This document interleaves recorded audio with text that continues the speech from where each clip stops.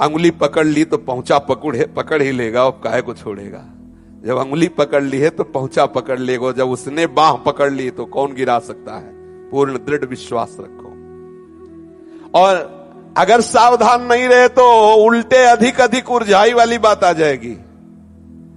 जितना भी सुलझाने, वो गोस्वामी जी ने एक पद में लिखा है कि राम राम राम जी जौलो तू न जपी है, तौलो तू कहूं जाए तिहू ताप, छूटिबे के जतन विशेष बांधे जाएगो है, होए है विष भोजन जो सुधा सानि खायो, ये छूटिबे के जतन विशेष बांधे जाएगो।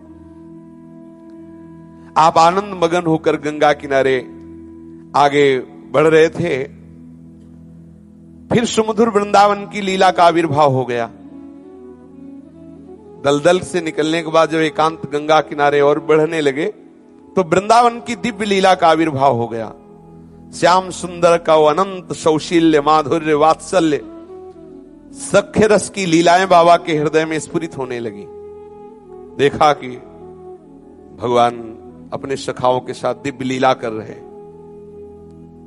फिर देखा कि बड़े बड़े परमहंस, हंस, कुटीचक, बहुदक, वेद पाठी, दिव्य दिव्य संतों का आगमन मानस पटल पर, बड़े बड़े महापुरुष पधार रहे। देखो, इस बात से लुभायमान होइए। अब यहां तो काम पधार रहा है, क्रोध पधार रहा है, अंधकार पधार रहा है, ईर्ष्या पधार रही, द्वेष पधार रहा है, नाना प्रकार की भोग वासनाएं पधार रही। थोड़ा आगे बढ़िए, फिर ये सब महापुरुष आएंगे। श्याम सुंदर ने कहा, बाबा हमारी तरफ देख देख, आओ तू भी तो ग्वाल बाल है, मेरे साथ खेल आकर के। देखो मेरे बाबा के आंगन में, देखो नंद बाबा के आंगन में कितनी धूम मची हुई है, दही माखन की, आनंद उत्सव हो रहा है, दधी कांदा मचा हुआ है। आओ देखो देखो कितना सुंदर सावन का महीना है, हिल मिलकर हम दोनों एक ही झूला में झूलेंगे, आओ। बाबा ने कहा, लाला अभी नहीं। आश्चर्य है हमें तो इतने मिल जाए वो काफी है झूलने को न मिले, झुलाने को मिल जाए काफी है। देखो मतलब महापुरुषों की स्थिति बड़ी विचित्र होती है। सचमुच सचमुच लाला, आप श्याम ब्रह्मानंद रस की वर्षा करने वाले हो, सख्य वात्सल्य माधुर्य आदि लीलाओं का विस्तार करते हो, बड़े बड़े वेदांतियों के छक्के छुड़ा देने वाले आप हो, मानता हो। बाबा बोले श्याम सुंदर से, बड़े बड़े वेदांतियों के छक्के छुड़ा देने वाले हो। पर लाला अब पूरा घूंघट उठ जाए तभी देखेंगे, अभी अभी थोड़ा घूंघट और रह गया है, पूरा घूंघट उठ जाए, अर्थात बाबा उस ऊंचाई पर जाने की बात कर रहे हैं, पूछो मत, महाआनंद सिंधु। अरे नेक ठहर जा, बाबा ने कहा, तू जिस आनंद की बात कहेगा मैं उसमें गोते लगा दूंगा। आप बोले समय नहीं है, अभी समय नहीं है, अभी रास्ता हमारा रुक नहीं सकता। भीतर ही भीतर बाबा आनंद मगन हो रहे कि ऐसा शुद्ध संवित प्रभु का चमत्कार, वो क्यों इतना आकर्षण कर रहे हैं। आखिरकार पटक ही दिया लाके वृंदावन में बाबा को, यही लाके, ये कृष्णाश्रम रेलवे लाइन के बगल में ही तो है। पर देखो बड़ा विचित्र है कि निर्मल अंतःकरण को ये चोर हैं, बिना बुलाए जाके घसीट लेते हैं। बाबा का निर्मल अंतःकरण है, ब्रह्माकार स्थिति, जाकर के अपने आप यहां तरस रहे हैं। ये थोड़ी सी चरणों की नूपुर सहित एक बार झांकी और वहां कह रहे नहीं लाला, बोले ले देख लो जी, देख लो, पता ले। अब उनको जरूरत नहीं तो कह रहे देख लो, और यहां मुंह बगारे बैठे कि थोड़ा ही दिखा दो, तो कह रहे अभी अधिकारी नहीं हो। यही तो समस्या है, कभी न कभी तो द्रवित होंगे ही। सुखदेव जी, वामदेव जी आदि बड़े बड़े मुनि बाबा के सामने प्रकट हो गए। अब भी ये सब महापुरुष हैं। देखो पूज्य भाई जी के पास नारद जी, अंगिरा जी गए, ऐसे ही गए जैसे हम आप ऐसे ही गए। बाबा पूज्य भाई जी ने पहले से व्यवस्था कर रखी थी, एक दिन पहले बताया था कि अंगिरा जी और नारद जी आने वाले, अलग उनका आसन, उनकी और बड़ी चर्चा हुई। ऐसा नहीं कि आयो झांकी दिए चले गए, बैठे सत्संग हुआ। वो कोटि, उस कोटि का जब आपका हृदय हो जाएगा तो उस कोटि के महापुरुष मिलने लगेंगे। श्री सुखदेव जी वामदेव जी ये मुनि प्रकट हुए और रसमयी धारा बाबा को, और जो बाबा अंदर ब्रह्मबोध महामाधुर्य रस की तरफ बढ़ रहे थे। माधुर्य का भी स्वरूप है, एक है लीला माधुर्य, एक है स्वरूपानंद का माधुर्य। बाबा आप चलते चलते कानपुर के पास एक गांव पहुंचे, वहां एकांत गंगा तट का वैराग्य रसवाही वातावरण और बड़े बड़े ब्रह्मवेत्ताओं का समागम उपरति को बढ़ते चले जा रहे थे। उपरति का तात्पर्य होता है कि समस्त भोग सामग्री उपस्थित होने पर भी भोगने की इच्छा ना होना, इसे उपरति कहते हैं। भोगने की इच्छा होना पर वस्तु का त्याग करना, उसे त्याग कहते हैं। और भोग सामग्री को देखकर यह समझना कि भोगने वाली वस्तु है लेकिन रुचि न रह जाना, उसे कहते हैं वैराग्य। लेकिन वो भोगने की वस्तु, ये भाव ही खत्म हो जाना, उसे कहते हैं उपरति। बाबा उपरति स्थिति को प्राप्त हो रहे हैं। आपने निश्चय किया कि यहां शुद्ध वातावरण आत्मानुसंधान के लिए अनुकूल है, ब्राह्मणों का गांव है, पवित्र भिक्षा मिलेगी। आत्मानुसंधान योग रस तथा परम प्रेमास्पद आत्मदेव का स्पर्श प्राप्त करने के लिए अनुकूल शरद ऋतु का आरंभ है। शरद चंद्र की शीतल ज्योत्सना छिटक रही है, आकाश मंडल स्वच्छ है। बाबा विचार किए कि यही गंगा के किनारे यहां मधुकरी मांग लेंगे और खूब एकांत बैठ करके भगवत चिंतन करेंगे। दिव्य दर्शन, दिव्य सृष्टियां, दिव्य आकर्षण बाबा के मानस पटल पर आने लगे। ये जो जिस कोटि का होता है वैसे ही आकर्षण आते हैं। बाबा शांत, एक से एक विलक्षण दिव्य विभूतियों का आगमन। बाबा एकदम निरपेक्ष रहते, शांत रहते। देखो जो छोटे से सुख में तृप्त होने लगता है वो आगे नहीं बढ़ता, इसलिए बाबा हर सुख को काटते हुए आगे चले जा रहे। बाबा ने कहा कि मनोमय कोष में जन्म जन्मांतरों के चलचित्र भरे हुए हैं। जैसे वो पूरी फिल्म नहीं, पूरी रील भरी हुई, एक नहीं जन्म जन्मांतरों की। तो वो सब खुलते चले जा रहे हैं। सावधान, कहीं रुकना नहीं, आगे बढ़ते जाओ। लीला भूमि ध्यान मंडल में न जाने क्या क्या विभूतियां आने लगी। रास विलास चमत्कार प्रकट होने लगा। पर आप बस यही देखते कि सावधान, आगे बढ़ो, आगे बढ़ो, कहीं भी आसक्त नहीं। बड़े आश्चर्य की स्थिति बाबा की। जैसे जैसे क्षमता का अभ्यास होने लगता है वैसे वैसे मन स्थिर होता है। यथा यथा क्षमाभ्यासात् मनसा स्थिरता भवेत्, मनोवाक्काय दृष्टिनाम स्थिरता चित तथा तथा। जैसे जैसे भाव आत्मस्वरूप का सब जगह एक ही प्रभु है, वैसे वैसे मन वाणी शरीर सब स्थिर शांत होने लगता है। प्रभु के सिवा और कुछ है, इसी में चंचलता है, और सब प्रभु है, इसी में परम शांति। मन शांत हो जाता है, स्थिति एकदम आनंदमयी हो जाती है। हमें प्रतिपल आगे बढ़ना है। कहीं हमारे अंदर जो भी अनुभूति आ रही उसमें कहीं विश्राम नहीं मान लेना। बाबा कानपुर में कुछ दिन ठहर करके आप विठूर पधारे। वहां दंडी स्वामी श्री आत्मानंद जी मिले। उनको देखा कि बहुत कम अन्न खाते, कई कई दिन तो खाते ही नहीं, थोड़ी जड़ी बूटी ले ली। वहां से आगे बढ़े तो देखा एक बहुत ही ब्रह्मचर्य की निष्ठा से युक्त ब्रह्मचारी मिले। उनमें सारे लक्षण परमार्थ के दिखाई दे रहे थे। वो जब आसन में बैठते तो श्वेत कंब और आसनोत्थान, वो भूमि से हाथ भर ऊपर उठ जाते ऐसे। बाबा ने स्पष्ट तीनों अवस्थाएं ब्रह्मचारी में देखी और उनसे पूछा कि प्राणायाम का पूर्ण परिपाक कैसे हो सकता है और जीवन में उसका क्या महत्व है। ब्रह्मचारी जी ने कहा, प्राणायाम को संयम में किए बिना कोई निद्रा विजयी नहीं हो सकता, कोई तंद्रा विजयी नहीं हो सकता, कोई आलस्य विजयी नहीं हो सकता। योग पर आरूढ़ होने के लिए, निरंतर भजन करने के लिए, भगवत प्राप्ति के लिए प्राणों का सूक्ष्म होना आवश्यक है। त्रिगुणातीत होने के लिए प्राणों का सूक्ष्म होना आवश्यक है। ब्रह्मचारी जी ने सलाह दिया कि आप बरुआ घाट जाइए, पूज्य स्वामी ज्ञानाश्रम जी हैं, इस विषय में बहुत पहुंचे हुए महापुरुष है, आप उनसे सत्संग कीजिए। पूज्य बाबा से कहा। आप गंगा के किनारे किनारे आगे बढ़े, उत्तरोत्तर अंदर से भी आगे बढ़ते जा रहे थे। असंगता बाबा की बढ़ती चली जा रही थी। बाबा जैसे ही आगे बढ़े तो फिर देखा श्याम ब्रह्म ठाकुर जी सोने में, जगने में, उठने में, बैठने में, ध्यान में सामने छाए हुए हैं श्री कृष्ण। श्याम ब्रह्म ध्यान में, स्वप्न में, जागृत में, नेत्रों के खुलने पर, नेत्रों के बंद करने पर, बिना चाहे बाबा ने कहा लाला तुम्ही ने तो सिखाया है त्याग का पाठ, अब आगे बढ़ने दो। जन्म लिया तो देवकी जी की गोद में रहे क्या? प्रभु से प्रश्न किए, उन्हीं को आज्ञा कर दी कि हमें गोकुल पहुंचा दो। गोकुल में कितने दिन रहे? प्राणों से भी अधिक प्राण प्रिय ग्वालों के, सखाओं के, गोपियों के, उनके साथ खेले कूदे। कितने दिन खेले कूदे? ये त्याग का पाठ तो तुम स्वयं पढ़ा रहे हो। मथुरा गए, कितने दिन रहे?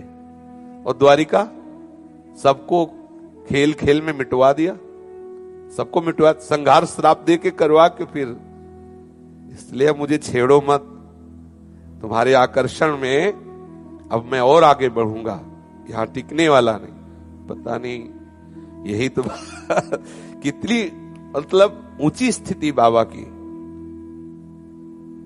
और लौट के फिर आए इसी में, लीला का गायन, लीला दर्शन, लीला पर एक बार बाबा का जो लक्ष्य बना,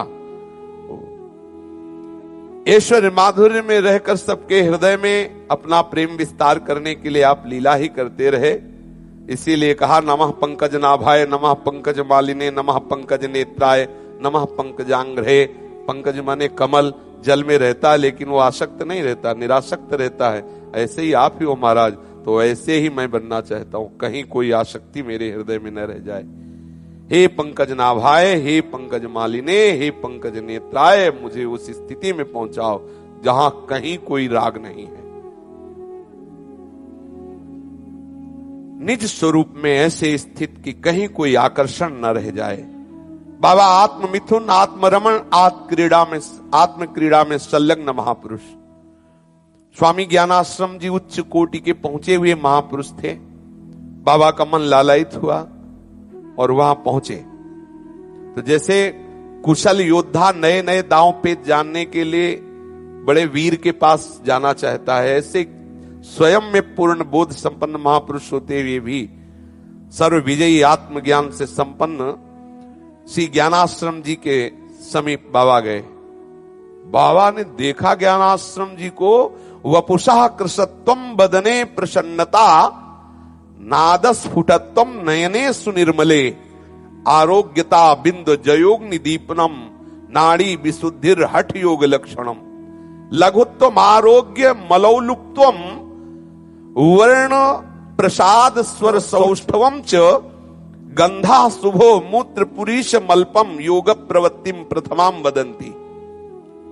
देवी देखा स्वामी जी को, स्वेद कंपन, आसन से उठे हुए, भूमि में नहीं थे, भूमि से ऊपर आसन उठा हुआ। समझ गए कि किस कोटि के महापुरुष हैं।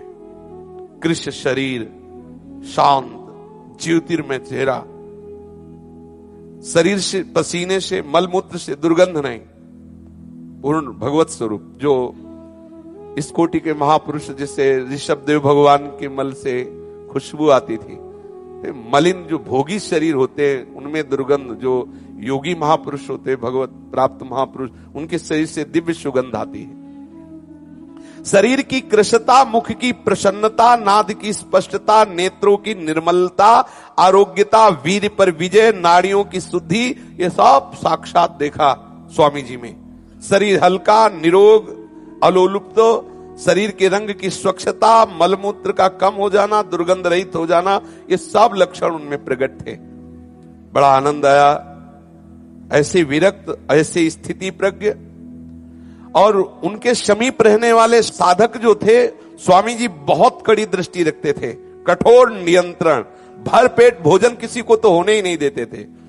और आदेश था कि हर समय तुम्हें मीठी मीठी भूख बनी रहे, ऐसा भर पेट जो भोजन खाएगा उससे प्रायश्चित करना पड़ेगा। भर पेट भोजन, तोंद चिकनी हो रही, ढकारे आ रही, साधना हो रही, सावधान। निधिध्यासन, भगवत चिंतन का अभ्यास तभी होगा, अगर पेट में भोजन ठीक से गया तो तान दुपट्टा सो जाओगे, अभ्यास नहीं होगा। इसलिए केवल एक समय भोजन बनता। पूज्य महाराज जी कहते थे, जैसा संयम वहां के साधकों में देखा, बिरले ही साधकों में वैसा संयम होता है। जो स्वामी जी के पास साधक थे, सब आश्रम की सेवा परायण, भोजन वहीं बनता, आटा एक कटोरी दिया जाता, एक कटोरी वही। और सब भोजन जब कर चुकते तो स्वामी जी सबसे कहते, अचला हटाओ, पेट दिखाओ। और सबका पेट देखते, किसी के पेट में ऊंचा पल्ला हो, तोंद ना निकली हो, खाली हो। हाँ। अब एक जब पूज्यपाद श्री उड़िया बाबा जी महाराज वहां रहने लगे तो बाबा को सेवा मिली वो आटा बांटने की, कि इतना इतना सबके हिस्से। तो बाबा देते कटोरी में, लेकिन दबा के देते। तो बोले, अच्छा तुम लोगों के पेट में थोड़ा थोड़ा ऊंचाई बढ़ी, इसका मतलब पूर्णानंद आटा दबा दबा के देता है। पूर्णानंद श्री स्वामी जी महाराज उड़िया बाबा जी का नाम था।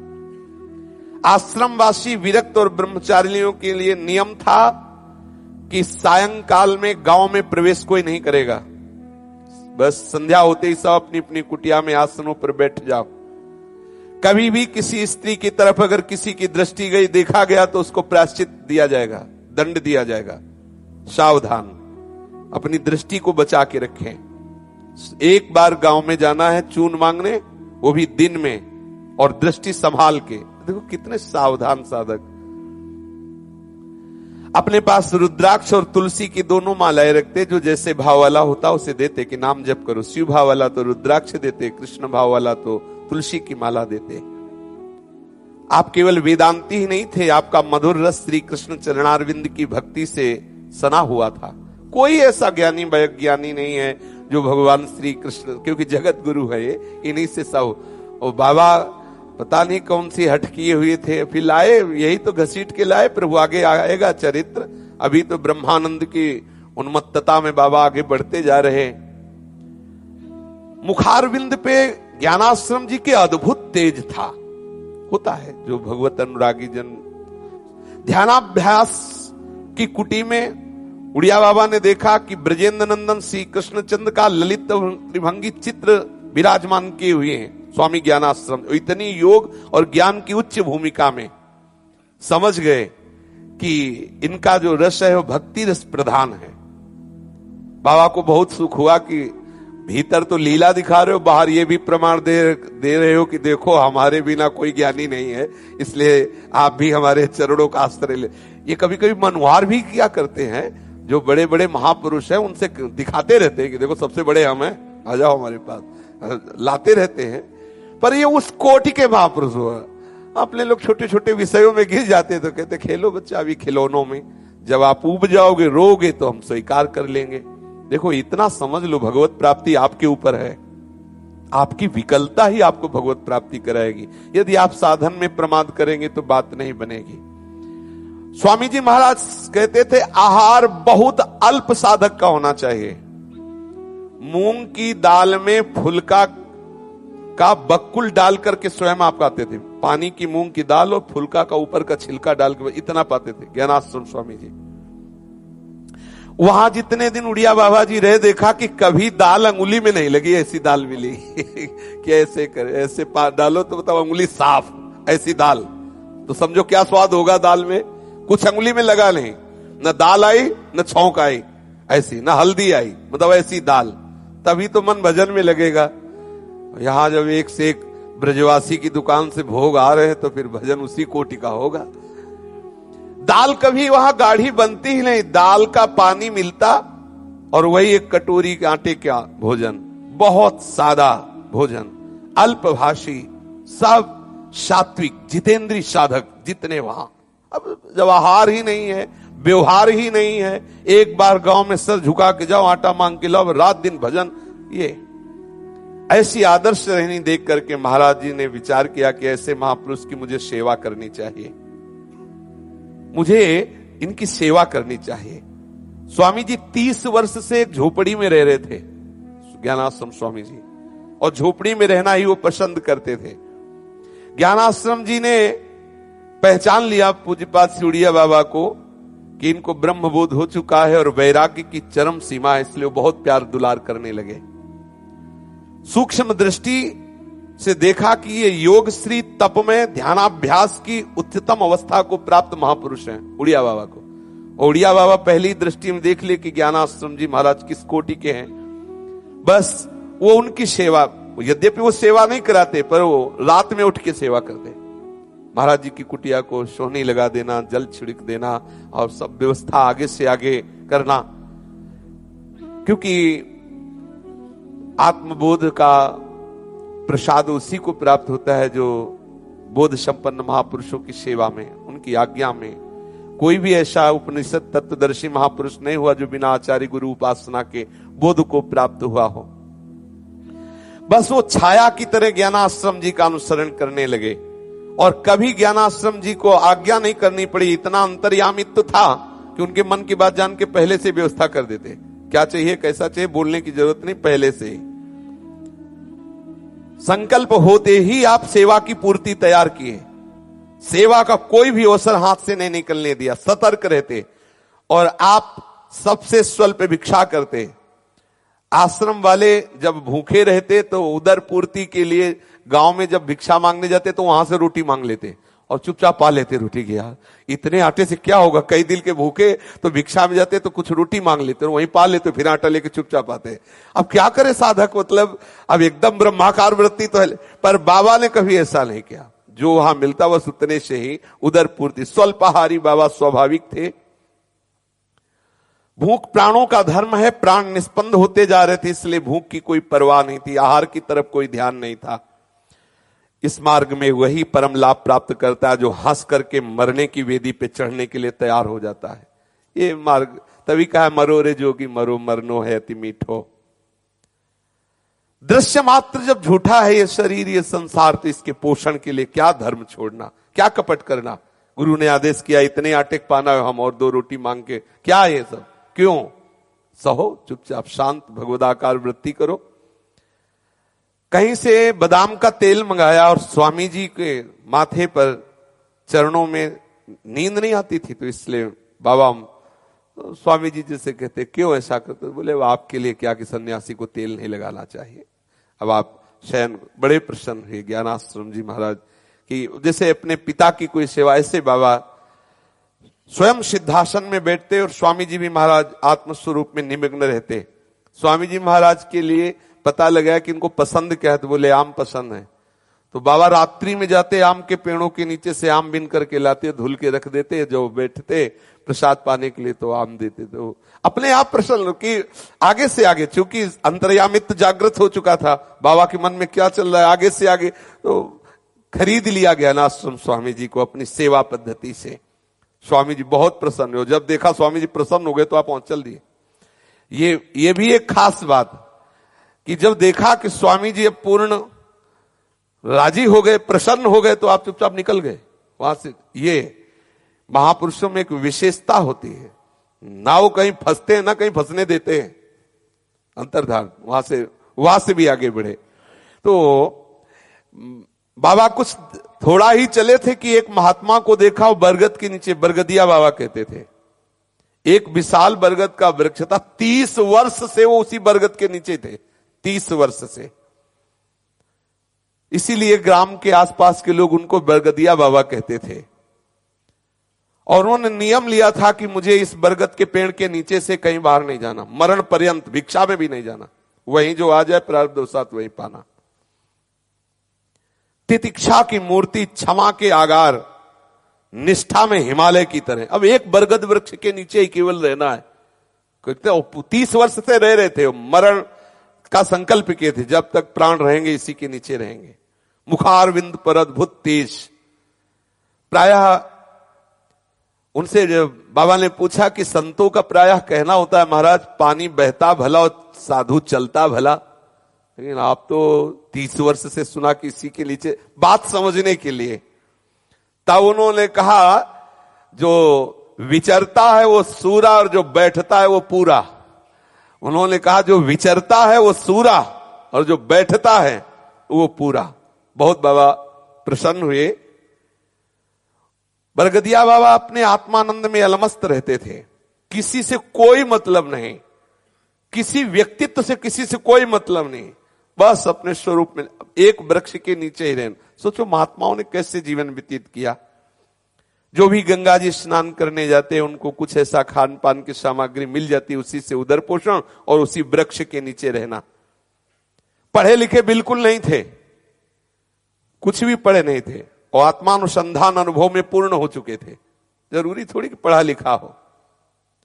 बाबा ने पूछा मैं आपकी निष्ठा को जानना चाहता हूं, उड़िया बाबा ने, तो उनका मई एवं सकलम जातम मई सर्वम प्रतिष्ठितम। पढ़े एकदम नहीं है। ये देखो, इसका तात्पर्य है कि मैं ही सब रूपों में हूं। क्या जानना चाहते हो? मैं ही हूं, मैं सब रूपों में हूं। तो वही तो प्रभु कह रहे मैं हूं, मतलब भगवत स्वरूप हो गए, आत्मस्वरूप। बाबा बहुत प्रसन्न है।